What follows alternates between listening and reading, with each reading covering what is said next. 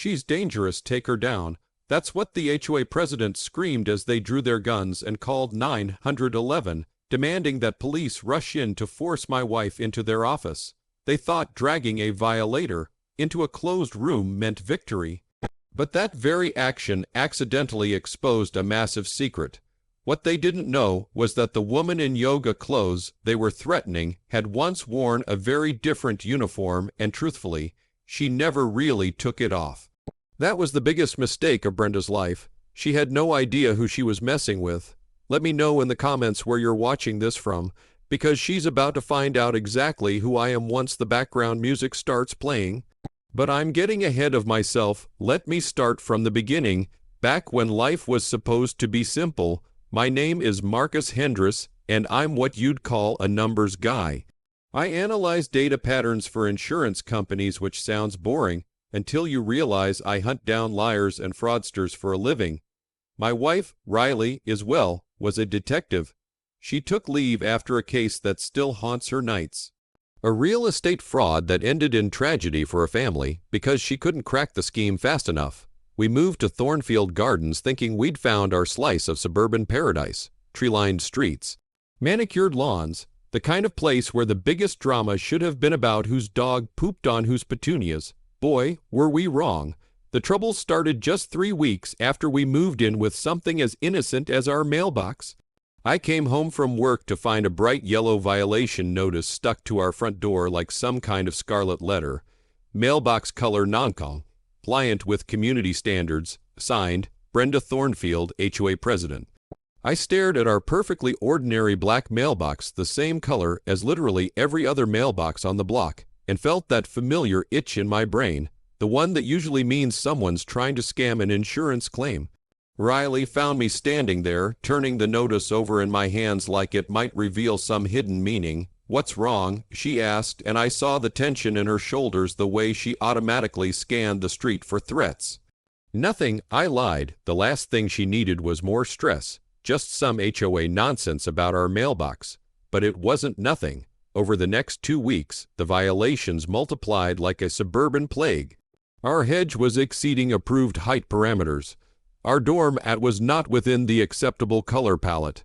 Each violation came with a fine, and that's when my data analyst brain kicked in. Every single fine amount followed the same pattern, multiples of 47. Not round numbers like you'd expect from legitimate fees, but $1.94, $141, $188, amounts that screamed algorithm, not regulation. So I did what I always do when the world stops making sense. I pulled out my laptop and started building a spreadsheet. The pattern was undeniable. These weren't real violations. They were generated by software made to look random while systematically extracting money. Riley noticed me hunched over my computer at midnight, surrounded by HOA documents and cold coffee. "You're in full detective mode," she said, settling beside me with that look part concern, part curiosity. "What aren't you telling me?" So I showed her everything: the notices, the math, the suspiciously professional letterhead for what was supposed to be a volunteer, neighborhood group. She studied it like she used to study crime scenes, and I watched her transform from my tired wife back into Detective Riley Hendricks. "Marcus," she said slowly, "this isn't random harassment. This is systematic fraud."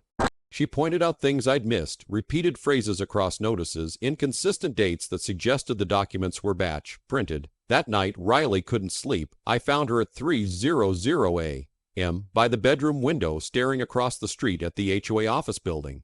The streetlight cast shadows under her eyes, and I could tell her mind was racing, connecting dots. "It reminds me of the Gonzalez case," she whispered. My heart sank. The Gonzalez family, the real estate fraud that destroyed them. The case that drove Riley to take leave. A father of 3, tormented by legal manipulation and debt collectors, took his own life before she could crack the case. "I should have seen it sooner," she'd always say. And now, watching Brenda's calculated harassment unfold, I could see those wounds reopening. But there was something else in Riley's eyes, too, something dangerous, something like opportunity. 3 days after Brenda's visit, we got a hand-delivered envelope, a masterclass in passive-aggressive manipulation. Cream, colored cardstock, elegant script, ink that probably cost more than our monthly HOA dues. Dear Mrs. Hendricks, it read, I would be delighted to invite you for tea this Thursday at 2 p.m. to discuss our recent misunderstandings. I believe we can resolve these minor issues with a simple conversation between neighbors. It was signed with a flourish that screamed fake friendliness. Riley stared at it like it was a coded message. She's trying to get me alone, Riley said, and there was something almost appreciative in her voice, like a chess master recognizing a well-played opening move. Standard intimidation tactic. Isolate the target, control the environment, apply pressure until they break. When Riley politely declined via email, citing a prior commitment, Brenda's mask slipped faster than a politician's campaign promises. The response came within an hour, and the transformation was breathtaking in its viciousness. I understand you're dealing with some personal challenges, Mrs. Hendricks, Brenda wrote. Every word dripped with calculated malice. The mental health issues can be so difficult for a community to navigate. I hope you understand that we have certain responsibilities to ensure the safety and well-being of all residents. Perhaps it would be best if we could discuss your situation in person, where we can address any concerns about your ability to maintain community standards. The threat was crystal clear. Comply, or be branded the neighborhood crazy lady. Riley read it twice. Then she laughed, which was somehow more terrifying than if she had gotten angry. She thinks she's found my weakness, Riley said, already reaching for her laptop. Poor Brenda has no idea she just handed me the keys to her entire operation. That's when Riley's detective instincts went into overdrive. I watched my wife transform into someone I barely recognized. She started what she called behavioral analysis, which mostly involved taking long walks around the neighborhood at odd hours, always with a different excuse. Walking the dog we didn't have, jogging routes that conveniently passed the HOA office, even joining a yoga group that met in the park across from Brenda's house. Within a week, Riley had mapped out Brenda's entire routine. She'd identified her allies, tracked her movement patterns, and noticed behaviors that would impress a seasoned FBI profiler. She's not just targeting us, Riley explained one evening, spreading photos and notes across the dining room table like she was planning a military op. There's Mrs. Peterson on Elm Street, forced to tear down her garden shed because it was improperly positioned. The Williams family, hit with 5 violations in 2 weeks after they complained about excessive fees. And the Chens, who suddenly decided to sell their house after 6 months of harassment. The pattern was undeniable, and it made my blood boil. The breakthrough came from the most unexpected source. Mrs. Dolores Whitman, our 78-year-old neighbor, showed up one Tuesday morning holding a shoebox that looked like it had survived several decades. I thought you might find this interesting, dear, she said with a sweet smile that completely masked the steel in her voice. Inside the box were dozens of documents, violation notices, correspondence, even photographs, all meticulously organized and labeled in her neat handwriting. I worked as a security camera technician for the city for 30 years, she explained, settling into our kitchen chair like she owned it. Old habits die hard. I've been documenting Brenda's activities since she moved in 3 years ago.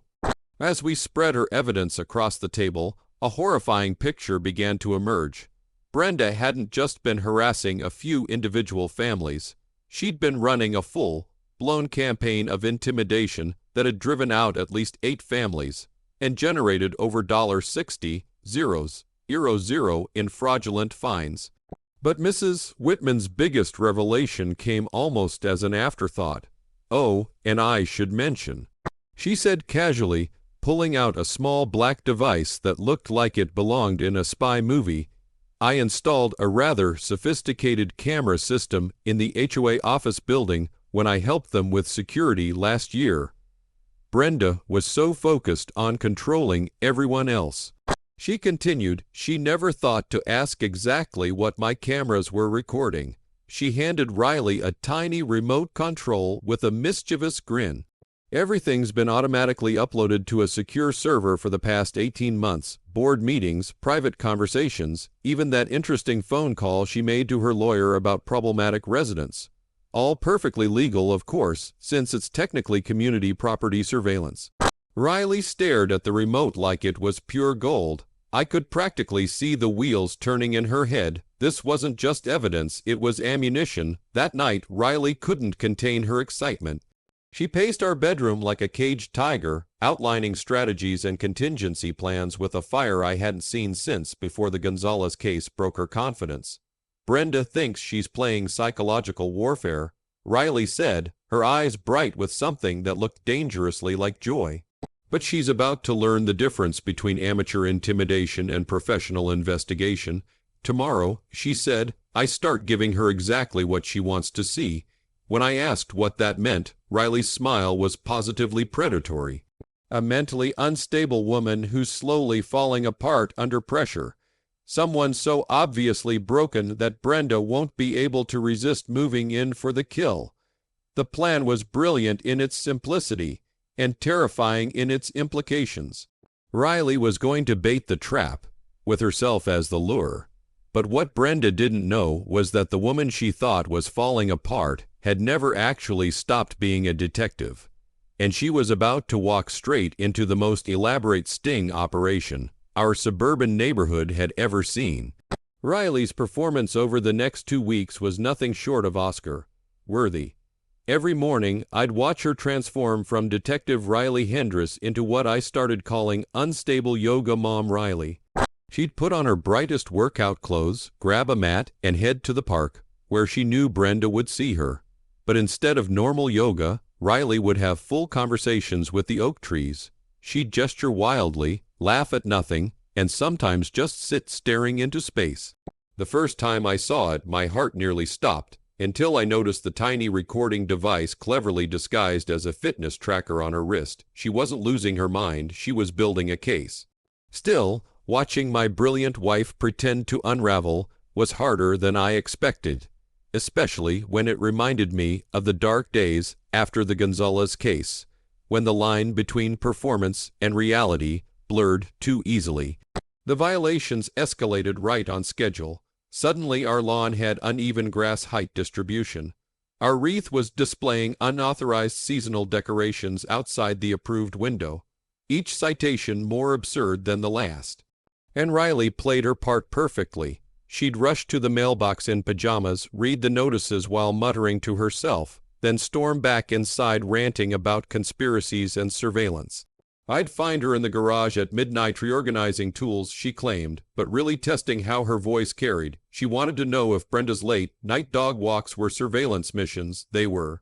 So Riley started timing her most dramatic breakdowns for when Brenda was lurking behind Mrs. Chen's hedge with a pair of binoculars that probably cost more than our monthly mortgage. She's watching me like I'm some kind of exotic zoo animal, Riley whispered one evening. But Riley's master stroke, her new friendship with Mrs. Patterson, the elderly woman 2 houses down, Brenda's newest target. Mrs. Patterson was facing eviction for excessive bird feeding that was attracting vermin. In reality, her crime was refusing to vote for Brenda's proposal to triple the HOA fees. Riley began visiting her daily, on the surface for support, but in reality, she was documenting every single intimidation tactic Brenda used. From my window, I'd watch as Riley sat on Mrs. Patterson's porch, having animated conversations with invisible people. People watched as Brenda's hired property inspectors measured bird seed scattered in perfectly legal quantities.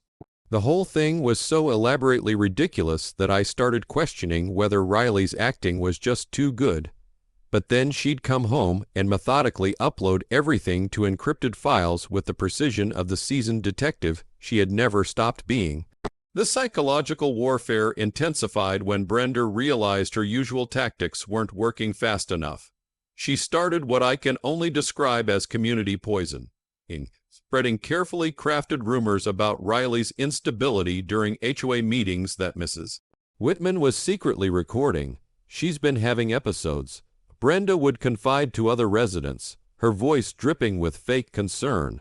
I've seen her talking to trees, pacing her yard at all hours, even shouting at empty air. I'm worried she might become dangerous. The cruel irony was that Brenda's lies were helping Riley's case, creating a paper trail of defamation that would destroy any credibility Brenda had left. But the rumors were also having real effects on our daily lives. Neighbors began avoiding eye contact. Parents pulled their children closer when Riley jogged past. The slow, calculated isolation was one of Brenda's favorite weapons, used against anyone who dared to resist her authority. The breaking point came when Riley witnessed something that nearly shattered her carefully constructed facade. A young family, the Rodriguezes, was being harassed with the same systematic precision that had driven out so many others. I found Riley in our backyard at dawn, staring at their house while they loaded a moving truck, tears streaming down her face. "They have a 3-year-old, Marcus," she whispered, and I could hear echoes of the Gonzalez case in her voice. Same age as Miguel's youngest, same desperate look in the father's eyes. For a moment, I thought she might abandon the long-term plan and march over to confront Brenda directly. Consequences be damned. Her detective instincts were screaming to protect and serve, while her strategic mind knew that premature action would only save one family, allowing Brenda to continue destroying others. The internal war was written across her face, and I held my breath, waiting to see which side of Riley would win. Mrs. Whitman saved us both by appearing at our door with a manila envelope thick enough to stop a bullet. "I thought you should see the latest recordings," she said, her grandmotherly smile masking what I was beginning to realize was a steel core that could cut diamonds. Inside were transcripts of conversations between Brenda and someone identified only as council contact, discussing the Rodriguez family's voluntary relocation and the accelerated timeline for Phase 2 implementation. The scope of the conspiracy was staggering, reaching far beyond our neighborhood into city government, real estate development, and what appeared to be a coordinated campaign to destabilize entire communities for profit. Riley read through the documents with growing fury, her performance mask slipping as the detective in her processed evidence of crimes that dwarfed anything she had imagined. "This isn't just fraud," she said, her voice deadly quiet. "This is an organized conspiracy to commit economic terrorism against working families." That evening, Riley made a decision that changed everything. Instead of continuing her elaborate psychological performance, she was going to force Brenda's hand by giving her exactly what she wanted. A confrontation in a controlled environment where every word would be recorded and every action would have witnesses. "Tomorrow I'm going to yoga in the park, like always," Riley announced, and there was something in her tone that made my blood run cold. "But this time I'm going to make sure Brenda sees me, really sees me, and I'm going to let her think she's finally found the perfect moment to strike." The plan was brilliant and terrifying in equal measure, because Riley wasn't just betting on Brenda's predictability. She was betting on her own ability to stay in character when the woman who tormented our neighbors tried to destroy her in front of the entire community. But as I watched my wife prepare for what felt like the most important performance of her life, I realized that Brenda Thornfield had made one crucial miscalculation. She thought she was hunting a wounded animal, when in reality, she was about to walk into a trap set by someone who'd spent 15 years learning exactly how predators like her operated. The ultimatum arrived on a Friday morning, delivered not by regular mail, but by a private courier who looked like he'd rather be serving legal papers to mobsters.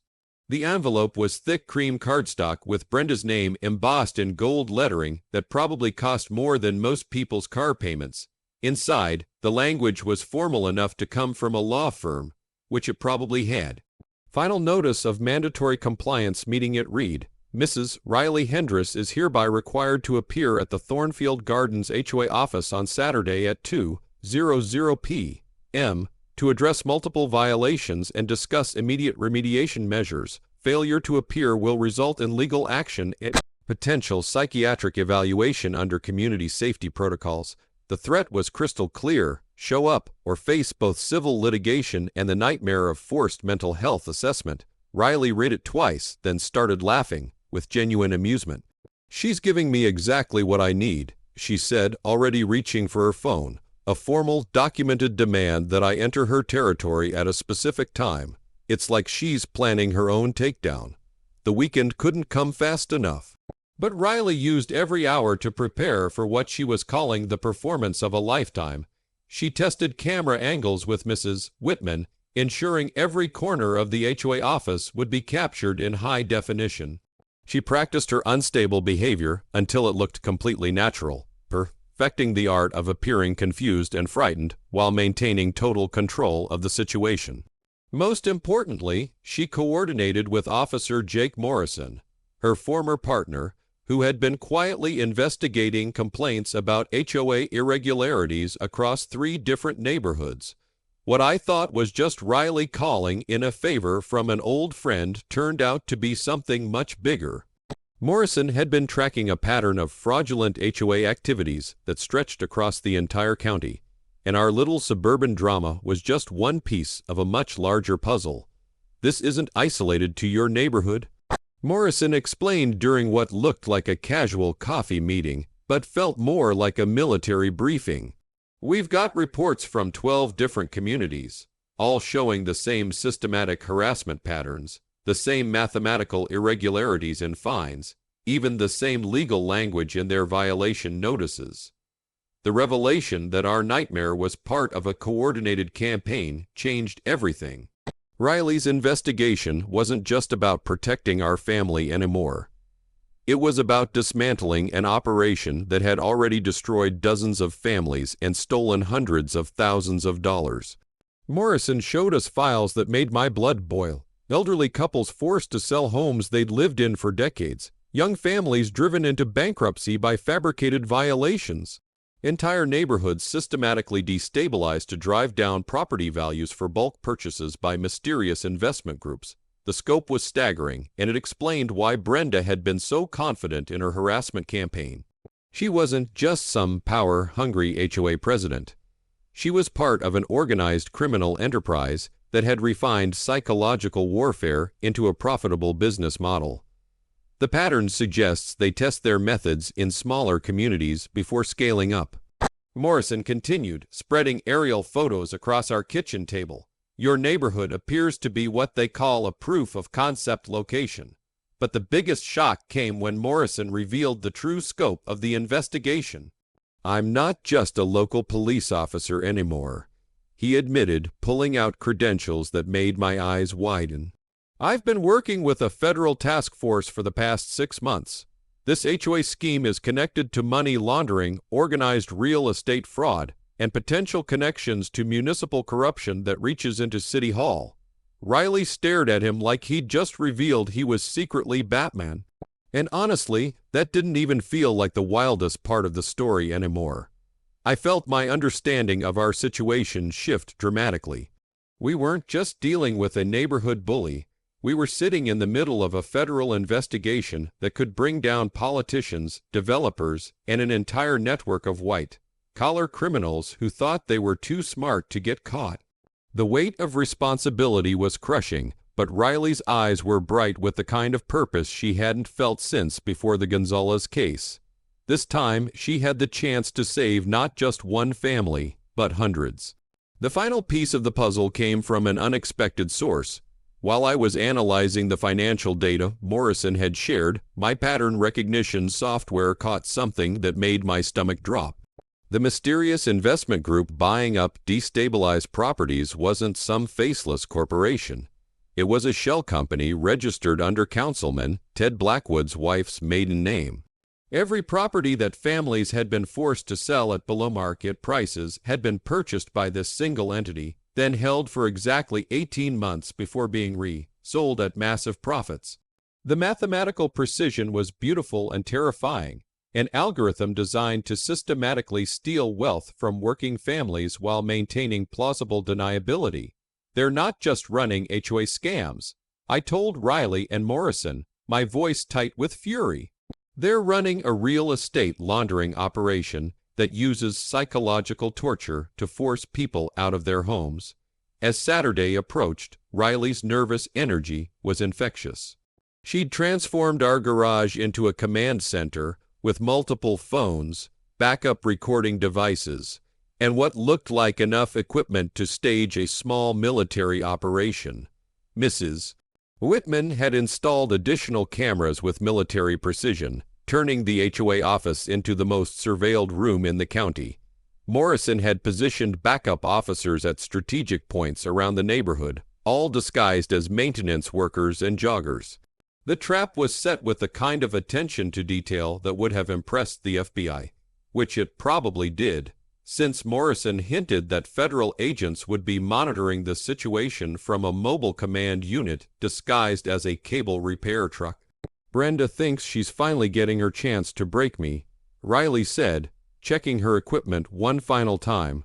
"What she doesn't realize is that she's about to confess to federal crimes while being recorded by half the law enforcement agencies in the state." But even with all our preparation, I couldn't shake the feeling that we were missing something crucial. Brenda had survived as a predator for years by being smarter and more ruthless than her victims, and I worried that she might have one final surprise waiting for us. Riley seemed to read my thoughts, taking my hand with the kind of calm confidence that reminded me why I'd fallen in love with a cop in the first place. "Marcus," she said, "tomorrow Brenda learns the difference between picking on helpless families and trying to intimidate someone who spent 15 years putting people like her in prison. She's about to find out that her biggest mistake wasn't underestimating me. It was giving me exactly what I needed to destroy her completely." Saturday arrived with the kind of crisp autumn air that made everything feel sharp and clear, perfect weather for what Riley had dubbed Judgment Day. I watched her get ready with the meticulous attention to detail of a surgeon preparing for a life-saving operation. She chose her outfit carefully, yoga pants and a loose-fitting sweater that made her look vulnerable while concealing the array of recording devices Morrison had helped her position. Her hair was slightly unkempt, her makeup just subtle enough to suggest someone who wasn't quite taking care of herself, and when she practiced her nervous fidgeting one final time, the transformation was so convincing that I felt a chill of genuine concern. "Remember," she said, kissing me goodbye like she was heading into actual danger, "no matter what you hear, no matter how bad it sounds, trust the plan. Brenda's about to make the biggest mistake of her life, and I intend to be there to catch every second of it." The walk to the HOA office felt like a funeral march, but Riley played her part perfectly. She stumbled slightly on the sidewalk, talked quietly to herself, and checked over her shoulder multiple times like someone who was genuinely afraid. I watched from our bedroom window, my heart pounding despite knowing this was all carefully choreographed theater. Brenda was already waiting, flanked by 3 men who looked like they'd been hired from a private security firm rather than recruited from the neighborhood watch. 2 additional HOA board members stood behind them, clipboard, wielding witnesses who probably thought they were about to observe a routine disciplinary meeting rather than a federal sting operation. The stage was set exactly as Riley had predicted, with Brenda positioned in the center like some suburban dictator holding court over her domain. The confrontation began the moment Riley stepped onto the HOA property. "Mrs. Hendricks," Brenda called out in a voice loud enough for the entire neighborhood to hear, "thank you for finally deciding to join us. I trust you understand the seriousness of this meeting." Riley responded with exactly the kind of nervous rambling that Brenda expected, asking confused questions about which violations she was supposed to address and why so many people were present for what should have been a simple conversation. But I could see the subtle signs that Riley was completely in control, the way she positioned herself to ensure optimal camera angles, the careful modulation of her voice to trigger Brenda's predatory instincts, the deliberate vulnerability that made Brenda lean forward like a shark sensing blood in the water. When Riley politely refused to enter the office building, suggesting they could resolve everything right there in the open air, Brenda's carefully maintained facade began to crack. "I'm afraid that's not possible," Brenda said, her voice taking on an edge that probably scared most of her victims into compliance. "There are privacy concerns, confidential community matters that require a more controlled environment." The security guards moved closer, not quite threatening, but positioned to intimidate, and I watched Riley take a small step backward while continuing to appear confused and frightened. "I don't understand why we can't just talk here," Riley said, her voice trembling in a way that would have convinced me if I didn't know better. I'm not comfortable going inside with so many strangers. Can't we just discuss this like neighbors? That's when Brenda completely lost her composure, and I witnessed the moment that Riley had been orchestrating for weeks. You don't have a choice. Brenda screamed, her professional mask finally slipping to reveal the vicious authoritarian underneath.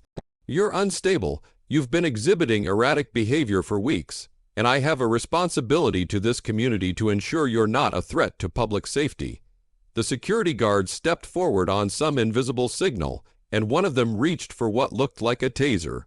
Riley backed away, appearing to panic, but I knew she was ensuring that everyone's positions were optimal for Mrs. Whitman's cameras. Please, Riley said, and the genuine fear in her voice was so convincing that I started to worry she might be in danger. I just want to go home. I don't understand what I've done wrong. Then came the moment that made my blood freeze, the exact scenario from Riley's opening hook that had started this entire story. She's dangerous. Take her down. Brenda shouted, pointing at Riley like she was identifying a criminal suspect rather than addressing a neighbor. The security guard raised his taser. Other residents started backing away in genuine alarm, and I watched in horror as what was supposed to be a controlled theater suddenly felt terrifyingly real.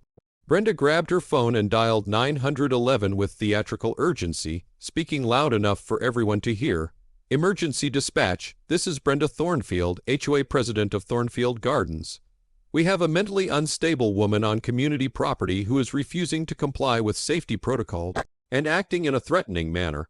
We need immediate police response to subdue and transport this individual for psychiatric evaluation. The next few minutes felt like hours as we waited for Morrison and his backup to arrive. But Riley never broke character. She stood there, looking confused and terrified, while Brenda ranted about community safety and the need to protect children from dangerous individuals. The security guards kept their weapons ready.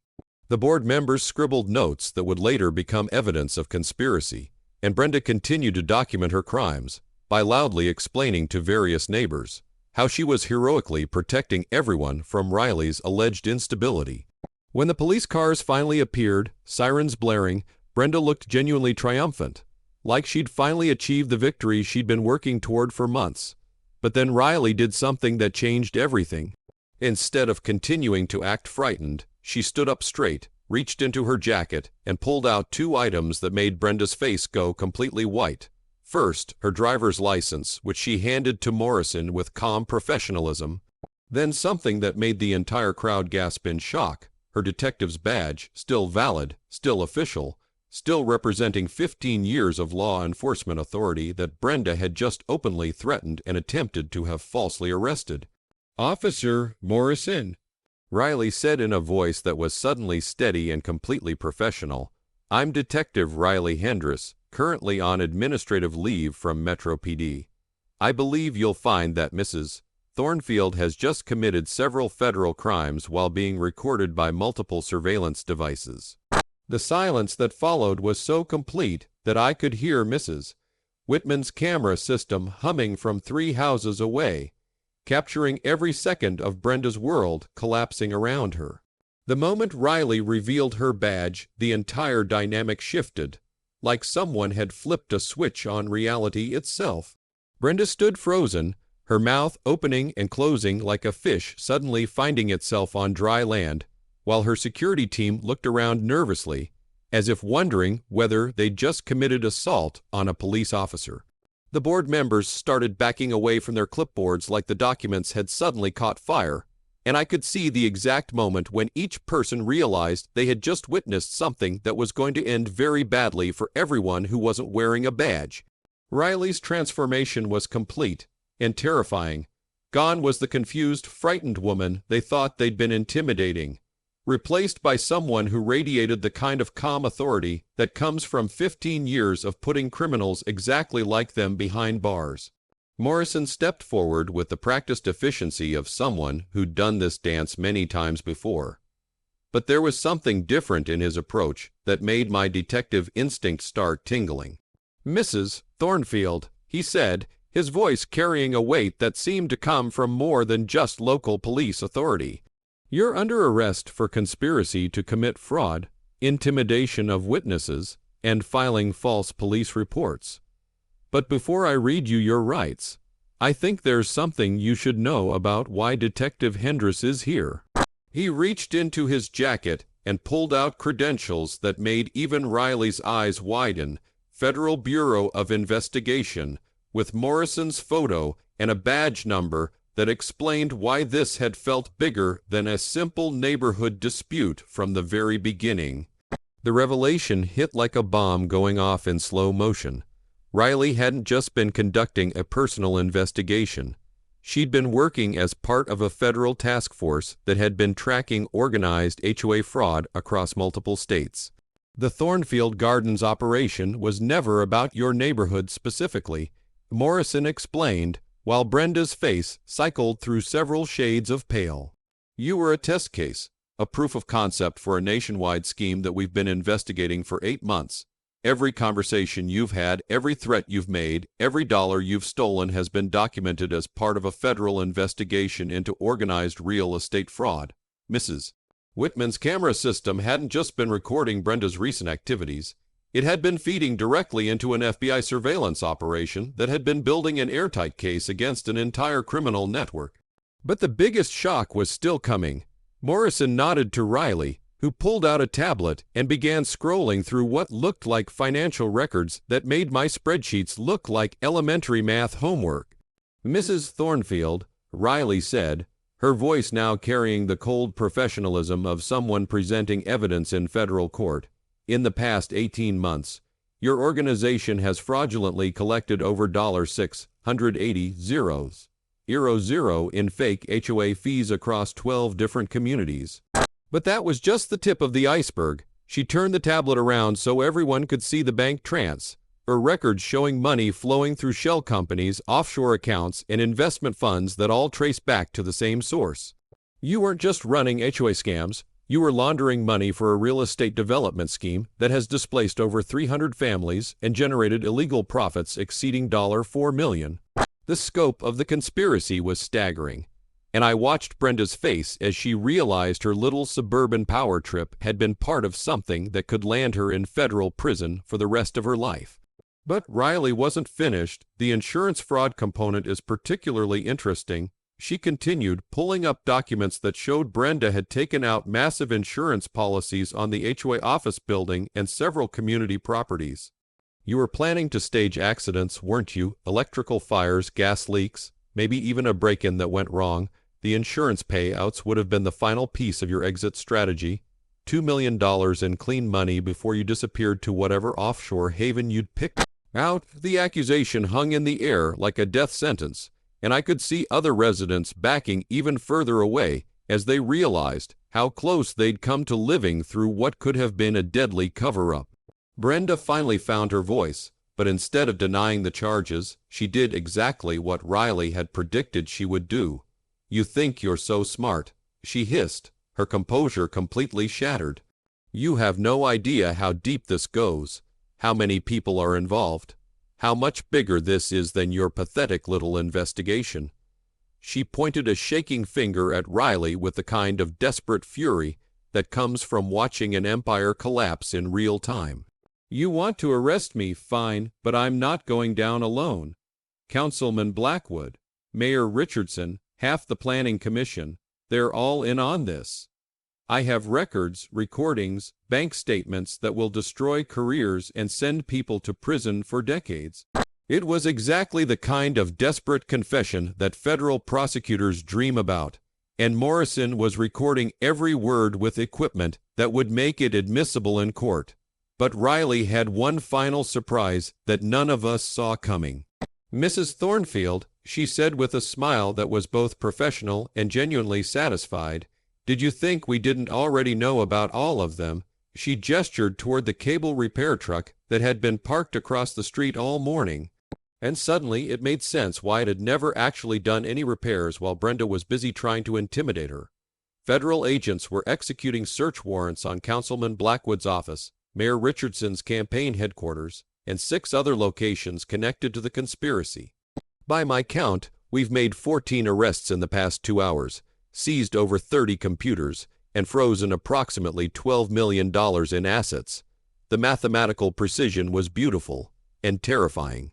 A coordinated takedown that had been months in the planning and executed with the kind of efficiency that only comes from federal resources.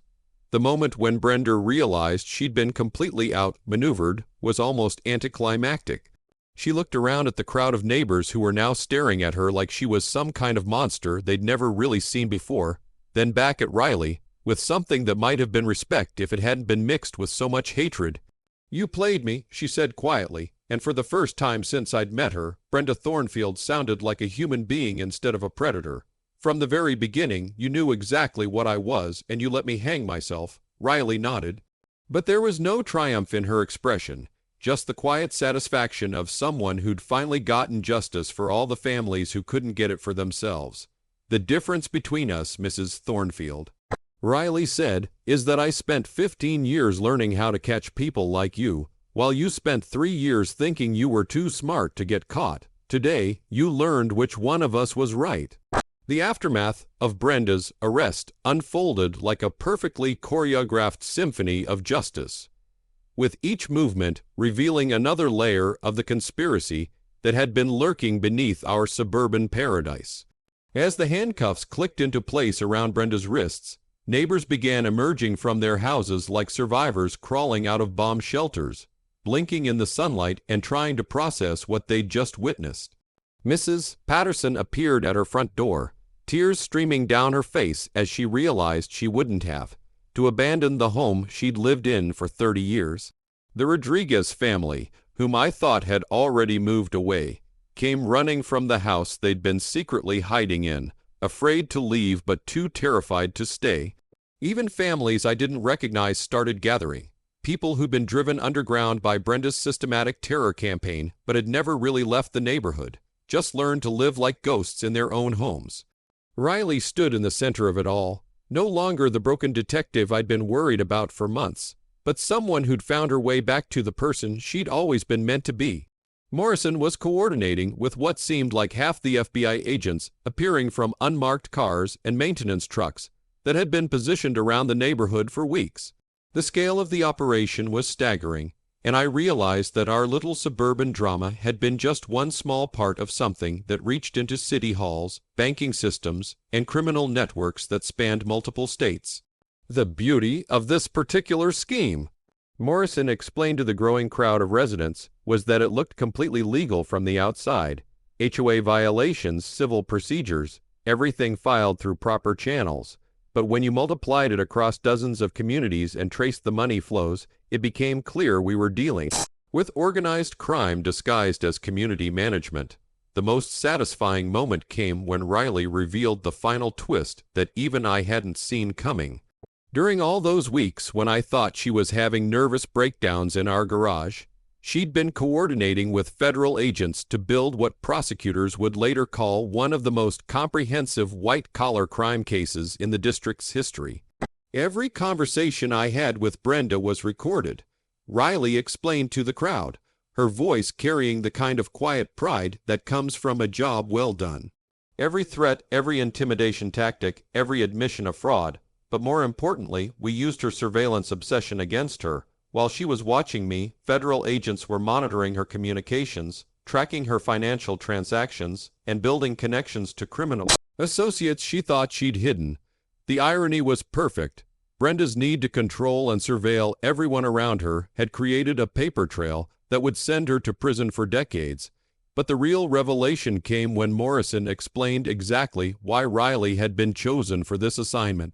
Detective Hendricks wasn't just taking personal leave after the Gonzalez case, he said, and I felt my understanding of the past few months shift completely.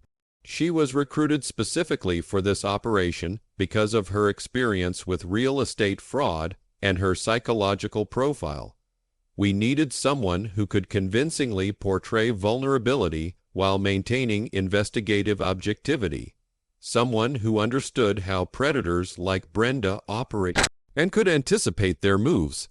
The guilt I'd been carrying about Riley's supposed breakdown evaporated, replaced by awe at the elaborate performance she'd maintained, not just for Brenda, but for me and everyone else who needed to believe she was genuinely struggling. The scope of justice was breathtaking. Within hours, news reports were covering arrests in 6 different cities with charges ranging from conspiracy and fraud to money laundering and racketeering. Mayor Richardson was led away from City Hall in handcuffs. Councilman Blackwood's real estate empire was being seized by federal marshals, and the HOA management company that had been facilitating the scheme across multiple states was being shut down by court order. But the most important victory was personal. Every family that had been forced out of their homes was being contacted about restitution. Every fraudulent fine was being reversed. And the community that Brenda had tried to destroy was being given the chance to rebuild itself according to its values rather than her twisted vision of control. The emotional climax came when Mrs. Whitman revealed her final secret. I should probably mention, she said with the kind of mischievous smile that had become familiar over the past few weeks, that I didn't just install those cameras for community security. I'm the one who sent the original complaint to the FBI 8 months ago. She'd been documenting Brenda's activities since the day the woman moved into the neighborhood, building a case file that would have impressed professional investigators. 30 years of security work teaches you to recognize patterns, she explained. And Brenda's pattern was the same as the organized crime surveillance methods I helped prosecute back in the 80s. The revelation that our elderly neighbor had been the mastermind behind the entire investigation was both shocking and perfectly fitting. A reminder that underestimating people based on appearances was exactly the kind of mistake that had brought down everyone involved in the conspiracy. As the sun set on what Riley would later call the most satisfying day of my career, our neighborhood began the process of healing. The HOA office was converted into a community center where families could gather without fear of harassment. A memorial garden was planted for the Gonzalez family and others who hadn't survived similar schemes in other communities. Most importantly, Riley accepted a promotion to senior detective and a permanent position with the federal task force that was expanding their investigation into HOA fraud nationwide. I realized something today, she told me as we watched the last of the federal vehicles pull away from our street. I didn't just solve this case to get justice for our neighbors. I solved it to prove to myself that I could still be the kind of cop who protects people instead of just counting the ones I couldn't save. The epilogue to our story came 3 months later when Riley called me from her new office to share news that made everything we'd been through worthwhile. The investigation had expanded to cover 47 different communities, resulting in over 200 arrests and the recovery of more than $30 million in stolen assets. But the number that mattered most to her was smaller and more personal. Zero families had been forced from their homes by fraudulent HOA schemes in any of the communities where the task force was now operating. We didn't just catch the criminals, she said, and I could hear the satisfaction in her voice. We prevented the crime from happening to anyone else. Sometimes the best victory isn't just stopping the villain, it's making sure they can never create another victim. And that's exactly what Detective Riley Hendricks had accomplished, one suburban neighborhood at a time. And if you've watched this far, you're probably wondering what happened to Brenda after all this. Well, she got sentenced to 8 years in federal prison and had to pay back every stolen dollar. But here's the kicker. Her house was sold at auction for just 1/3 of its market value. Turns out nobody wants to buy a home from a notorious fraudster. Mrs. Whitman still lives there with that state-of-the-art security system the FBI gifted her, like a monument to never underestimating the power of a grandmother who knows her way around technology. What's the most epic tables-turned moment you've ever witnessed, especially stories about tyrannical HOA or nightmare neighbors? Share them below. I read every comment. And the best stories might just appear in our next video. About the time another HOA president tried to claim Riley's entire backyard as community property and demanded to build a shared pool. But this time, she forgot that Riley was now a senior detective with FBI backup. That's a story for another day, though, and it's going to be intense. Exactly the kind of story we love here at AH Stories.